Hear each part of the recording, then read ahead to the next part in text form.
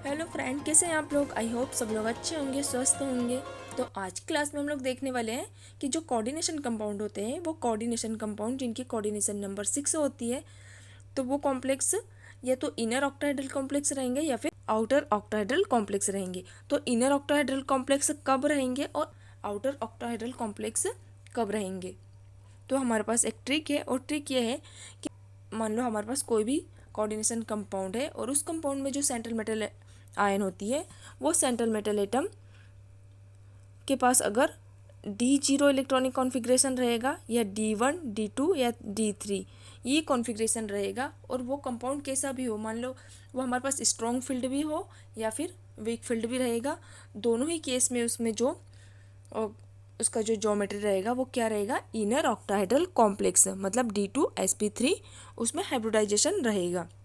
Next point कि अगर मान लो हमारे पास क्या दिया हुआ है, D8 कॉन्फ़िगरेशन, D9 और D10, मान लो हमारे पास सेंट्रल मेटल आयन के पास इलेक्ट्रॉनिक कॉन्फ़िगरेशन क्या हो, D8, D9, D10, और वो कॉम्प्लेक्स भी या तो स्ट्रॉन्ग फील्ड होगा या फिर वीक फील्ड होगा, दोनों ही केस में उसमें जो उसका हाइब्रिडाइजेशन होगा वो sp3d2 होगा, और वो कैसा कॉम्प्लेक्स रहेगा, वो रहेगा आउटर ऑक्टाहेड्रल कॉम्प्लेक्स रहेगा।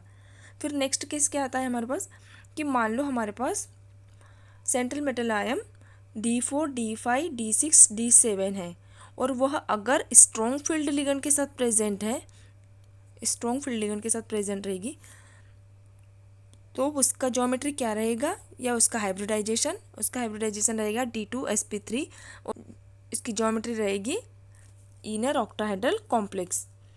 अगर यही मेटल हमारे पास D4, D5, D6, D7 का जो इलेक्ट्रॉनिक कॉन्फ़िगरेशन वाला है, ये अगर वीक फील्ड में प्रेजेंट है, तो इसका इलेक्ट्रॉनिक कॉन्फ़िगरेशन रहेगा sp3d2, मतलब ये कौन सा रहेगा, आउटर ऑक्टाहेड्रल कॉम्प्लेक्स, मतलब कि इसमें 4d में इलेक्ट्रॉन फील होंगे।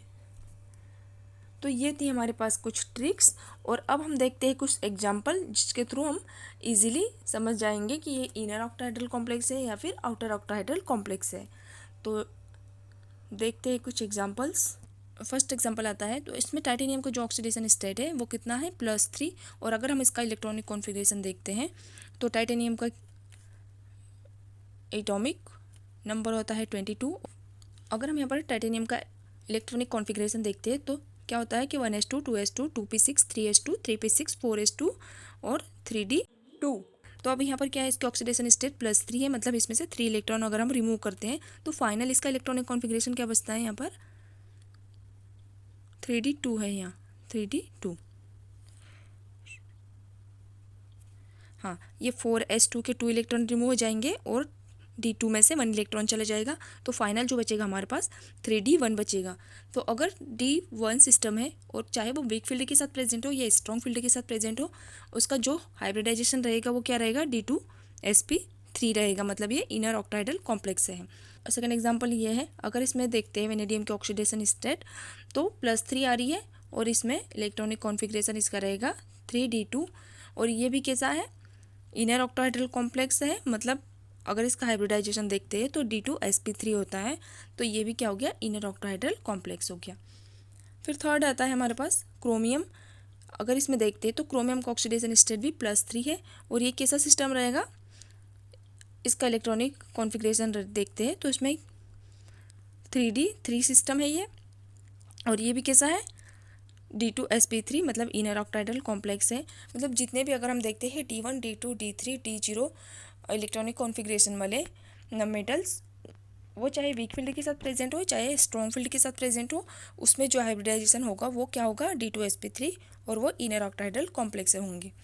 फिर नेक्स्ट आता है क्रोमियम का ही एग्जाम्पल है, यहाँ पर क्रोमियम की ऑक्सीडेशन स्टेट क्या है, +2 है, और ये कैसा है, D4 सिस्टम है, और D4 सिस्टम है, और मतलब ये कैसे, वीक फील्ड के साथ प्रेजेंट है।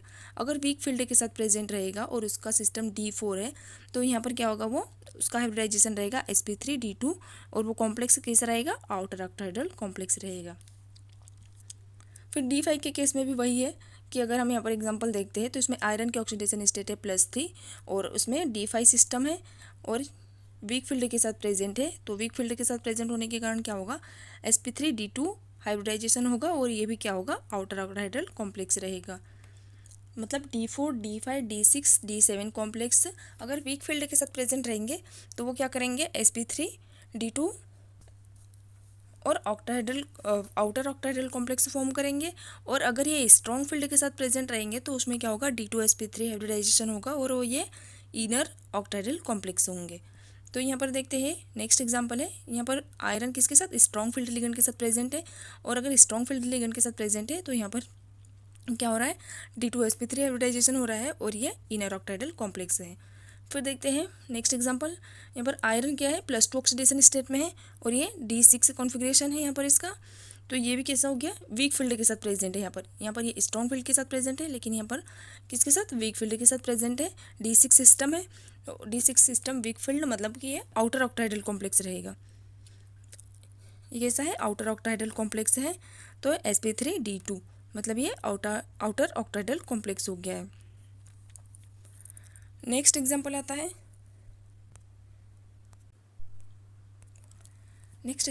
है, यहाँ पर कोबाल्ट, इसमें कोबाल्ट की ऑक्सीडेशन स्टेट कितनी है, +3 और ये भी क्या है, D6 सिस्टम, लेकिन ये क्या है, यहाँ पर वीक फील्ड लिगेंड प्रेजेंट है। और वीक फील्ड लिगेंड प्रेजेंट होने के कारण क्या होता है, इसमें हाइब्रिडाइजेशन sp3D2 और ये आउटर ऑक्टाहेड्रल कॉम्प्लेक्स होते हैं।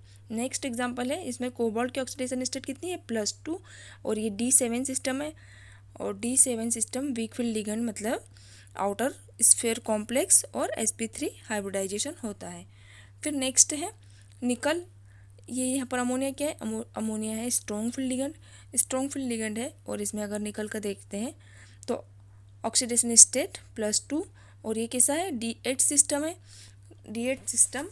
और मतलब D8 सिस्टम अगर वीक फील्ड के साथ भी प्रेजेंट है, स्ट्रॉन्ग फील्ड के साथ भी प्रेजेंट है, तो उसका जो हाइब्रिडाइजेशन होगा वो sp3D2 रहेगा और इसका स्ट्रक्चर क्या रहेगा, आउटर ऑक्टाहेड्रल कॉम्प्लेक्स रहेगा। फिर नेक्स्ट देखते हैं कॉपर के केस में, कि यहाँ पर कॉपर की ऑक्सीडेशन स्टेट कितनी है, +2 और ये D9 सिस्टम है। तो वही सेम केस कि अगर D8, D9, D10 weak field as well as strong field के साथ प्रेजेंट रहेगा तो उसमें जो हाइब्रिडाइजेशन होगा वो sp3D2 रहेगा और इसका स्ट्रक्चर रहेगा आउटर ऑक्टाहेड्रल कॉम्प्लेक्स। तो ये थे कुछ एग्जाम्पल। अब नेक्स्ट क्लास में हम लोग देखने वाले हैं, इसका डिटेल में हम देखेंगे ताकि आप लोग एग्जाम में आसानी से सॉल्व कर सकते हैं। तो अगर आपने ये ट्रिक लर्न कर ली तो आप एग्जाम में बहुत सारे क्वेश्चन आसानी से सॉल्व कर सकते हैं।